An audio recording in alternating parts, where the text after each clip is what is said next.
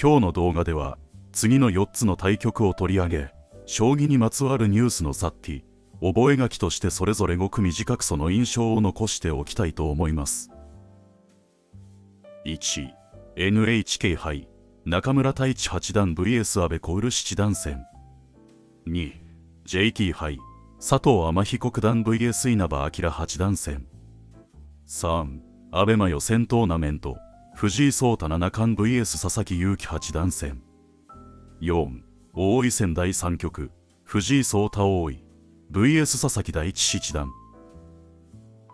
ニュース1、NHK 杯中村太地八段 vs 阿部小漆七段弾。印象に残った点、将棋プロ棋士の絶対期間はどのように醸成されるのか、獲得されうるのか。知りたい学びたいを満たす教養講座、資格取得のクベルナレッジアカデミー。初の A 級昇級を決めたものの以降連敗続きだった中村八段。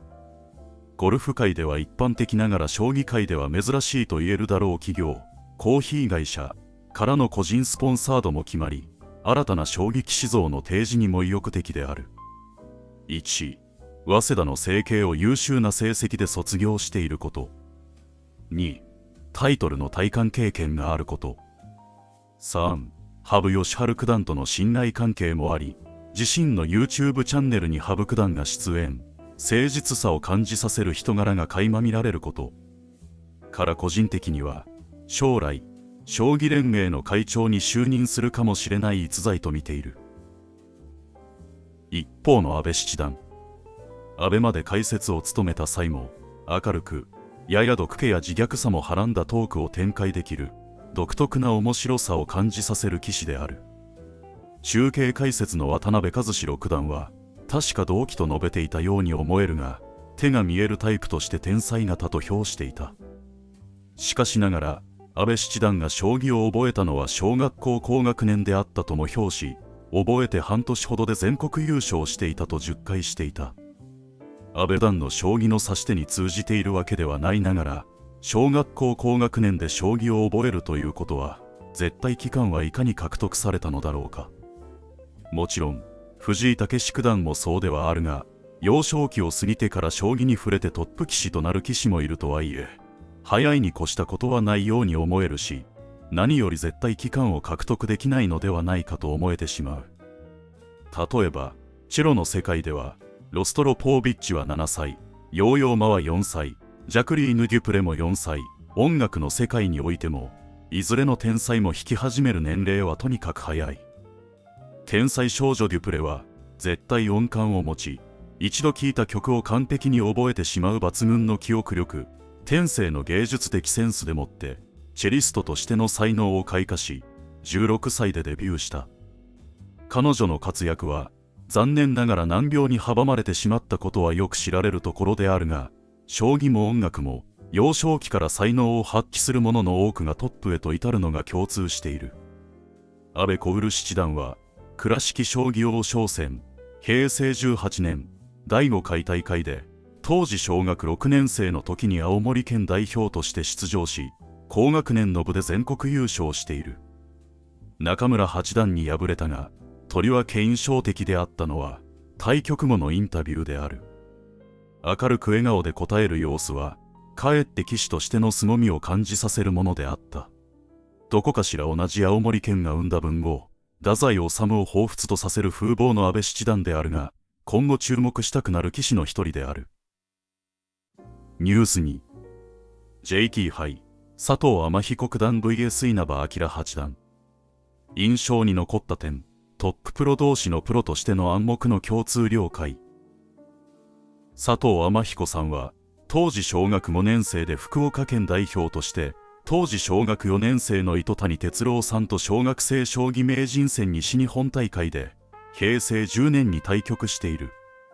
また兵庫県代表の稲葉陽さんは倉敷将棋王将戦の前身である小学生王将戦平成11年第5回大会小学校高学年の部で優勝した。ちなみに同年低学年の部で三重県代表の澤田慎吾さんが低学年の部で優勝している。稲葉さんは翌年の第6回平成12年も連覇している。幼少期から才覚を示す両棋士である。複雑な中盤以降のねじり合いが印象的な一局だった。詳しい棋譜は他の将棋チャンネルやサイトを参照してほしいが、当チャンネルのあくまで雑感は、果たしてこうした込み入った展開を将棋 AI は目指すのかといったものだった。途中大駒を狙う展開になった。 AI 的でもあり人間的でもあるような印象もある。この雑感が正しいあるいは間違っていないのかはわからないが、込み入った展開を両者で指し進める局面の進行は非常に職人的で、 AI にはさせないような複雑さ、つまり人間同士の将棋、トッププロ同士の将棋を思考しようという意識の共通基盤が両棋士にあるような感じがした。そういう将棋を公開対局で見せようという両者のプロとしての共通了解があるように思えた。ニュース3、アベマ予選トーナメント、藤井聡太七冠 vs 佐々木勇気八段。印象に残った点、佐々木勇気八段による藤井七冠との対戦に用意したスペシャルな作戦の公開について。非公式戦ながら注目の2人による対局。すでに他のチャンネルなどでも取り上げられているので、あくまで当チャンネルの雑感のみ伝える。印象的であったのは佐々木八段のコメントで、1局目後だったと思うが、この作戦は NHK 杯の決勝の時にぶつけるか迷ったんです。でも結局ぶつけても敗北になってたなというふうに思っています。今指してみてですね。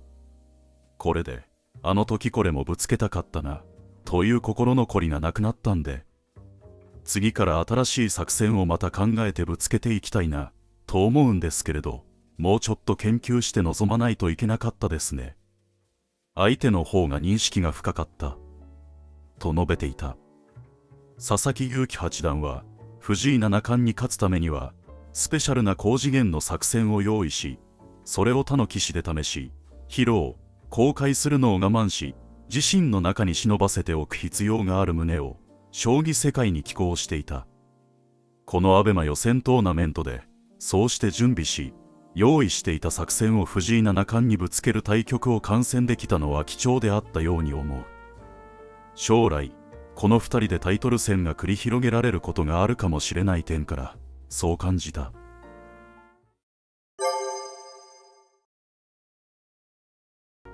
ニュース4、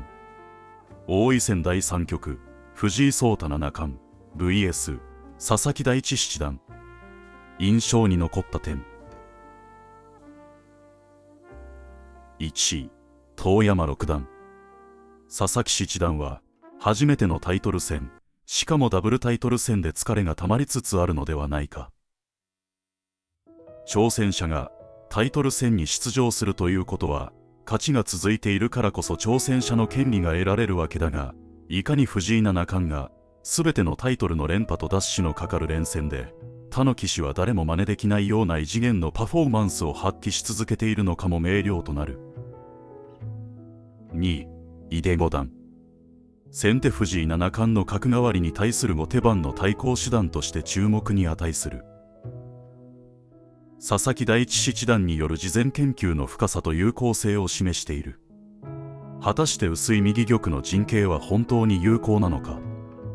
3、行方九段。阿部六段と同じ青森県出身の朴訥としながらも酒好きで知られる行方九段。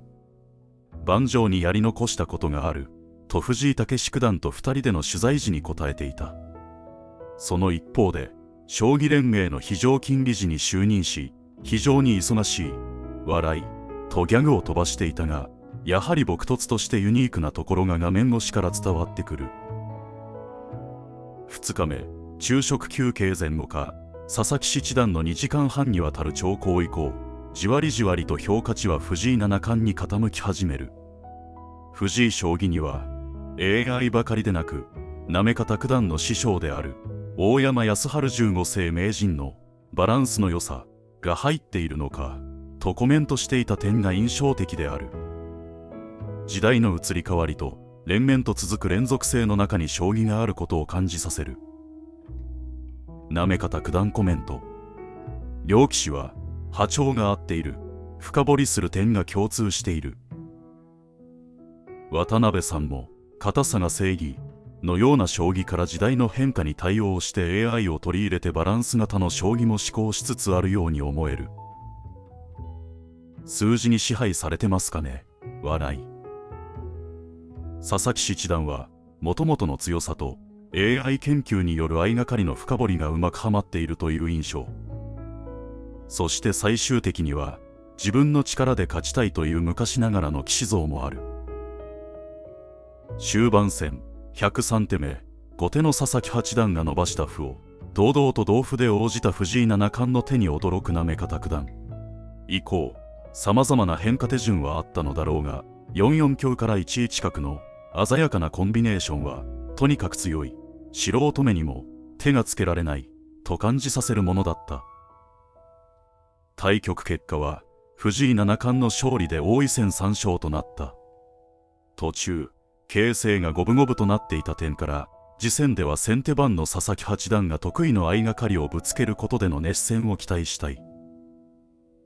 本日は対局中に将棋連盟で執務室へ行っていた大山会長の時代から佐藤康光九段、羽生善治九段と続く前会長と現会長棋士による対局が予定されている。